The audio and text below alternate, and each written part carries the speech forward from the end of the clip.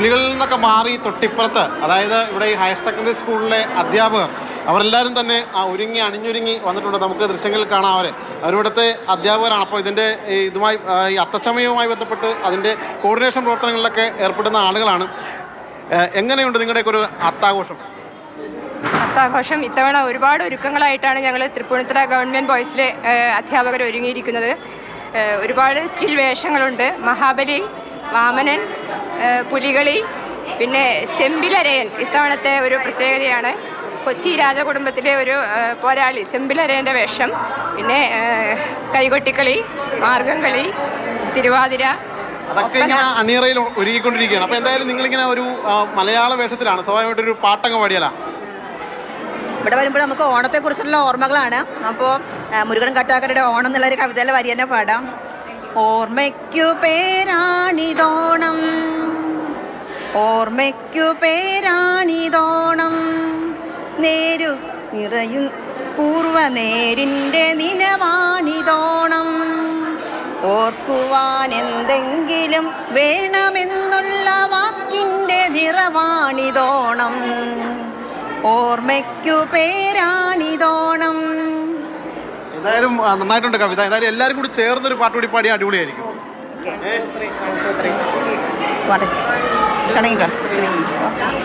പൂവിളി പൂവിളി പൊന്നോണമായി നീ വരൂ പൊന്നോണത്തുമ്പി, ഈ പൂവിളി മോഹം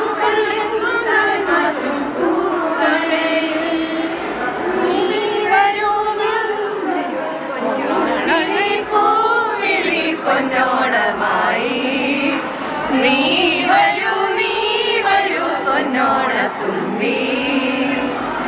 എന്തായാലും ഇതിൻ്റെ ഈ പ്രവർത്തനങ്ങളിലൊക്കെ ആയിട്ട് ബന്ധപ്പെട്ട് നിൽക്കുന്ന ആളാണ്. അല്പസമയത്തേക്ക് നമുക്ക് വേണ്ടി ഇങ്ങനെ എത്തിയതാണ്. എന്തായാലും ഈ ഓണത്തിൻ്റെ ഓർമ്മകൾ എന്തൊക്കെയാണ് നിങ്ങളിലേക്ക്? എന്താണ് ഓർമ്മകളൊക്കെ? ഓണവുമായി ബന്ധപ്പെട്ട് വളരെ നൊസ്റ്റാൾജിക്കായ മെമ്മറീസാണ്. കുട്ടിക്കാലത്തെ സ്കൂളിലെ ഓണാഘോഷങ്ങൾ, കോളേജിലുള്ള ഓണാഘോഷങ്ങൾ, പിന്നീട് അധ്യാപന മേഖലയിലേക്ക് വന്നതിന് ശേഷം നമ്മുടെ കുട്ടികളുമായിട്ടുള്ള ഓണം, അതാണ് ഏറ്റവും വൈബ്രൻ്റ് ആയിട്ട് തോന്നുന്നത്. അങ്ങനെയൊക്കെ തന്നെയാണോ? അതെ, നേരത്തെ കുട്ടിയായിരുന്നപ്പോൾ ഞാൻ ഈ അത്തച്ചമയം വഴിയിൽ നിന്ന് അമ്മയോടൊപ്പം കണ്ടിട്ടുള്ളതാണ്. ഇപ്പോൾ അതെ, അതിൻ്റെ ഭാഗമായി പ്രവർത്തിക്കുന്നത്. അങ്ങനെ അതിൻ്റെ ഭാഗമായിട്ട് നിൽക്കുന്നവരാണ് ഈ അധ്യാപകരെല്ലാവരും. ഇവിടെ ഈ സ്കൂളിലും മറ്റുമൊക്കെയാണ് ഇതിൻ്റെ ഒരുക്കങ്ങളും കാര്യങ്ങളൊക്കെ നടക്കുന്നത്. നേരത്തെ പറഞ്ഞതുപോലെ പലതരത്തിലുള്ള വേഷവിധാനങ്ങളെല്ലാം കൂടി അണിഞ്ഞൊരുങ്ങിയാണ് വിവിധങ്ങളായിട്ടുള്ള അണിഞ്ഞൊരുങ്ങി വന്ന ഇവരൊക്കെ സുന്ദരിമാരാണെന്ന് ഞാൻ പറഞ്ഞൊരു അഭിപ്രായം ഒന്ന് പറഞ്ഞേക്കണേ ശ്യാമയം. അവരെല്ലാം പിരിഞ്ഞും പോയി. അതിന് മുന്നേ പറയണമെന്നൊരാഗ്രഹം ഉണ്ടായിരുന്നു. ഏതായാലും പിന്നീടെങ്കിലും അവരിത് അറിയുമായിരിക്കും. നല്ല സുന്ദരിമാരായിട്ടുണ്ട് അധ്യാപികമാരൊക്കെ. മറ്റെന്തൊക്കെ ഒരുക്കങ്ങൾ അവിടെ നടക്കുന്നു? കലാരൂപങ്ങളുടെ ഒരുക്കങ്ങൾ ഏതുവരെയായി ശ്യാമ?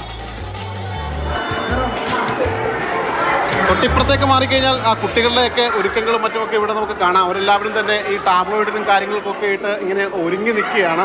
അപ്പോൾ ആ ഒരുക്കങ്ങളൊക്കെയാണ് നമുക്കിവിടെ കാണാൻ കഴിയുന്നത്. വിവിധങ്ങളായിട്ടുള്ള ആളുകളുണ്ട്. ഇത് ഏത് വേഷമായി ഒരുങ്ങിക്കൊണ്ടിരിക്കണേ? Christian bride.